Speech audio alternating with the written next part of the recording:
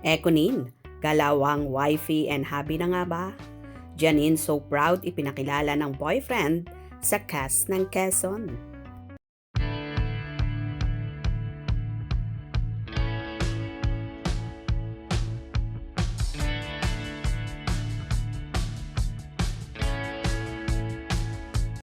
Tuwang-tuwa ang mga fans sa kumalat na larawan kung saan sama-samang kumakain ang buong cast ng pelikula na ginagawa ni Jericho Rosales at Karil.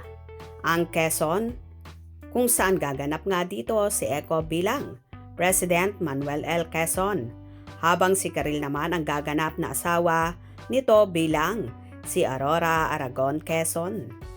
Kompleto nga ang cast ng nasabing movie.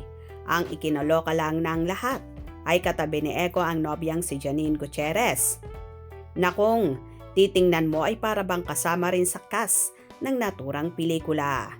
Samot-saring hanash naman ang naging komento ng netizens. We love you, Econin. Wow, at last, nagkasama na naman sila.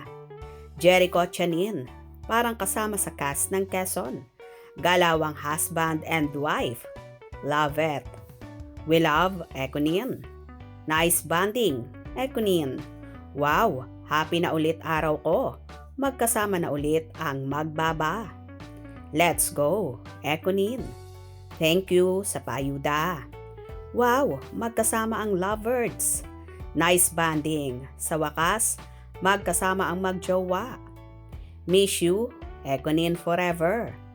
Econin lang, sapat na. Anong ganap? Forever, Econin. Nakakahappy lang ang peg ng Econin. Eco, pakasalan mo na si Baba Janine mo. Swerte ni Eco kay Janine. Ito nga ang maganda kay Eco, na kahit gaano ka-busy sa mga ginagawa, gumagawa talaga siya ng paraan at quality time para lang makasama ang nobya. Na kung tutusin, dapat mga cast lang ang naroroon. Pero super proud kasi si Eco na ibandera si Janine.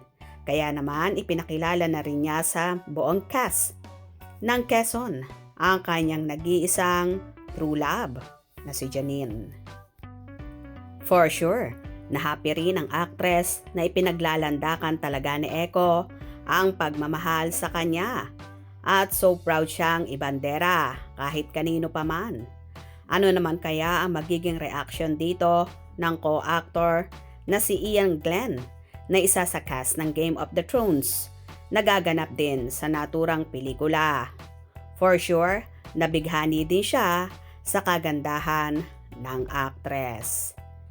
Good luck sa buong cast ng Quezon and good job Eco sa pagbibigay ng quality time kay Janine. Kung nagustuhan nyo ang video na ito, comment down below.